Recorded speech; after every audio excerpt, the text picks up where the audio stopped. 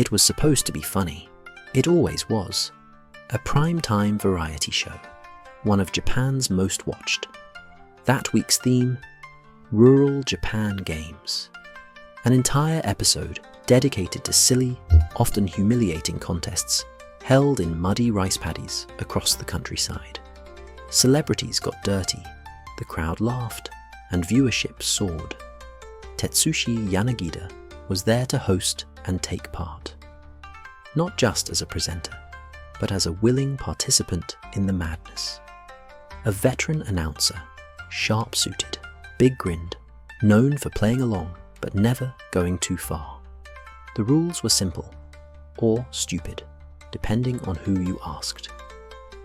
2 contestants stand barefoot in ankle-deep water and soft mud, back to back.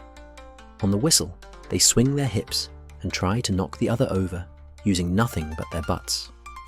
Fall into the mud, you lose. Stay standing, you move to the next round. That's it. It had been a hit on previous episodes. Slapstick, safe, embarrassing in a charming way. People laughed. Kids copied it at school. Harmless fun, until it wasn't.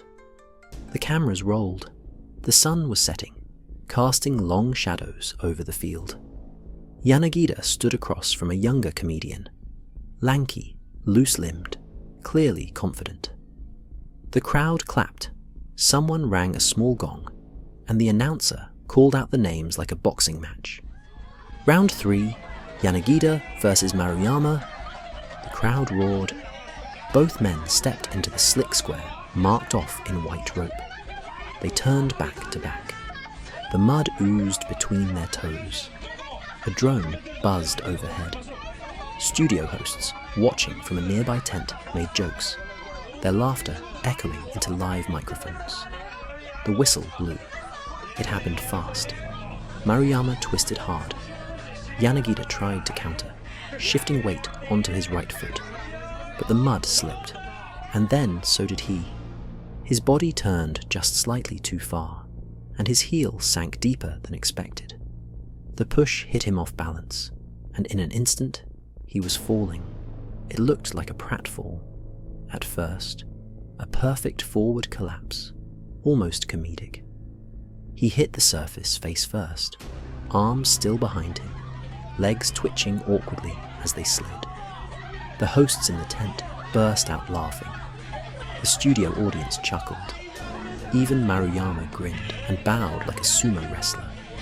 But Yanagida didn't move. 3 seconds passed. 5.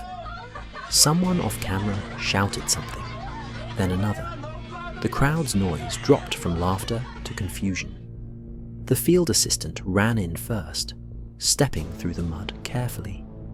Then another.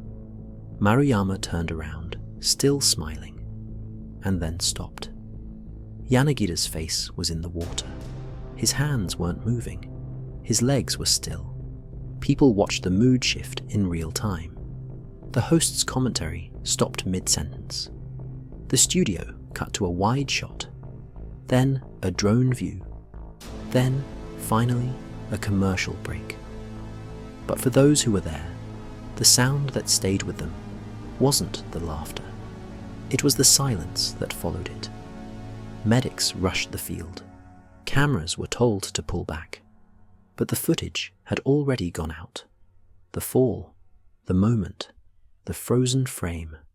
One of the most familiar voices in Japanese broadcasting, face down in a rice paddy, unresponsive.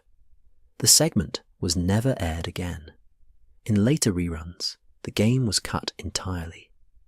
The impact of the fall fractured 2 vertebrae in his neck, partial paralysis. The prognosis was uncertain. He would spend months in recovery, years in therapy. He would never return to the same role on television again.